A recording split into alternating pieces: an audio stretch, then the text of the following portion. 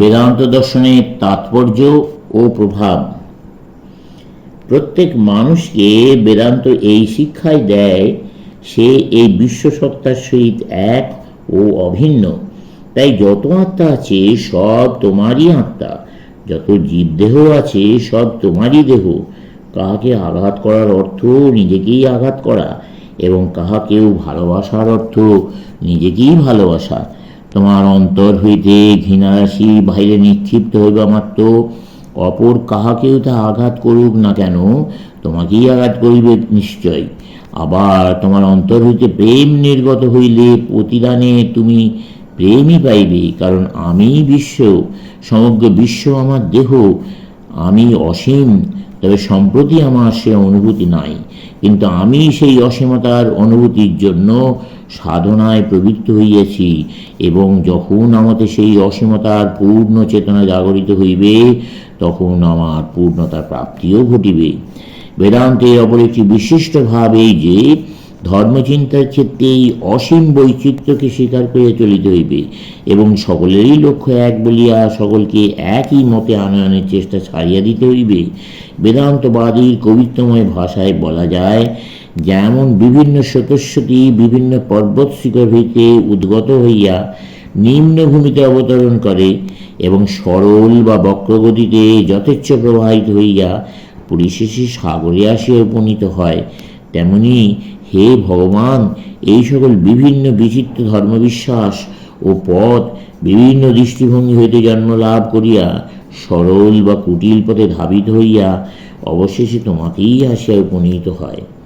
বাস্তব রূপায়ণের ক্ষেত্রে আমরা দেখিতে পাই, এই অভিনব ভাবরাশির আধারভূত এই প্রাচীন দার্শনিক মতটি সর্বত্র নিজ প্রভাব বিস্তার করিয়া প্রত্যক্ষভাবে পৃথিবীর প্রথম প্রচারশীল ধর্মমত বৌদ্ধ ধর্মকে অনুপ্রাণিত করিয়াছে, এবং আলেকজান্দ্রিয়াবাসী অজ্ঞেয়বাদী ও মধ্যযুগের ইউরোপীয় দার্শনিকের মাধ্যমে খ্রিস্ট ধর্মকেও প্রভাবিত করিয়াছে। পরবর্তীকালে ইহা জার্মান দেশীয় চিন্তাধারাকে প্রভাবিত করিয়া দর্শন ও মনোবিজ্ঞানের ক্ষেত্রে এক বিপ্লব ঘটাইয়াছে। অথচ এই অসীম প্রভাব প্রায় অলক্ষিতভাবেই পৃথিবীতে প্রসারিত হইয়াছে।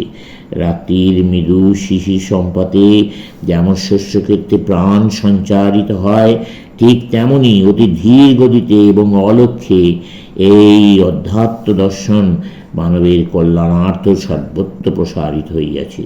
এই ধর্ম প্রচারের জন্য সৈন্যগণের রণযাত্রার প্রয়োজন হয় নাই।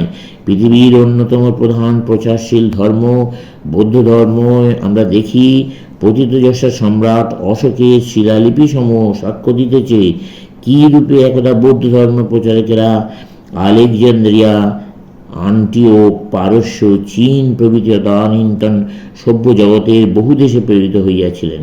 ওই শিলালিপিতে খ্রিস্টের আবির্ভাবের 300 বৎসর পূর্বে তাহাদেরকে সাবধান করিয়া দেওয়া হইয়াছিল, তাহারা যেন অপর ধর্মকে নিন্দা না করেন।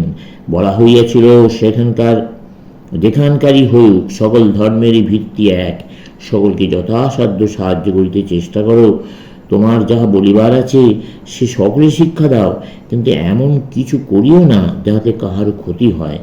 এইরূপে দেখা যায় ভারতবর্ষে হিন্দুদের দ্বারা অপর ধর্ম অবলম্বীরা কখনো নির্যাতিত হয় নাই।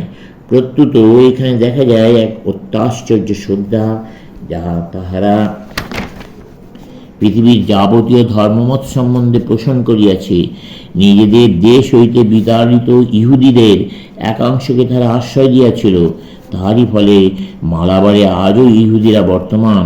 অপর এক সময়ে তাহারা ধ্বংসপ্রায় পার্শ্বিক জাতির যে অংশটুকু সাদরে গ্রহণ করিয়াছিল, আজও তাহারা আমাদের জাতির অংশরূপে, আমাদের একান্ত প্রিয়জন রূপে আধুনিক বোম্বাই প্রদেশবাসী পার্শ্বিকগণের মধ্যে রহিয়াছে। যিশু শিষ্য সেন্ট টমাসের সহিত এদেশে আগমন করিয়াছেন বলিয়া দাবি করেন।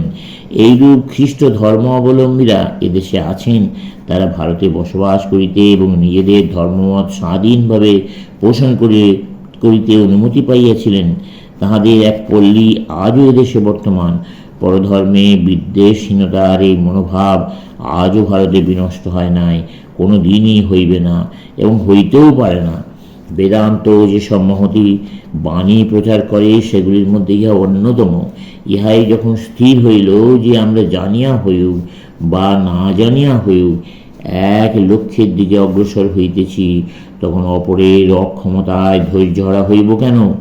কেহ অপরের তুলনায় শ্লথ গতি হইলেও আমাদের তো ধৈর্য হারাইবার কোনো লাভ হইবে না। তাহাকে আমাদের অভিশাপ দেবার অথবা নিন্দা করিবারও প্রয়োজন নাই। আমাদের জ্ঞান চক্ষু উন্মীলিত হইলে, চিত্ত শুদ্ধ হইলে দেখিতে পাইব সর্বকাজে সেই একই ব্রহ্মশক্তির প্রভাব বিদ্যমান, সর্বমানব হৃদয়ে সেই একই ব্রহ্মসত্তার বিকাশ ঘটিতেছে। শুধু সেই অবস্থাতেই আমরা বিশ্ব ভ্রাতৃত্বের দাবি করিতে পারিব।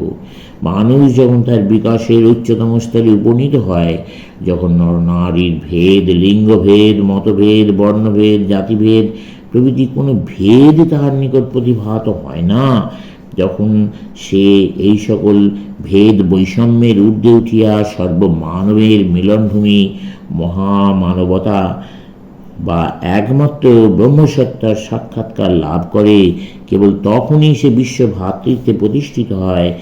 একমাত্র ঐরূপ ব্যক্তিকেই প্রকৃত বৈদান্তিক বলা যাইতে পারে। ইতিহাসে বেদান্ত দর্শনের বাস্তবিক কার্যকারিতার যে সকল সাক্ষ্য পাওয়া যায়, সেগুলির মধ্যে কয়েকটি মাত্র এখানে উল্লিখিত হইল। সমাপ্ত।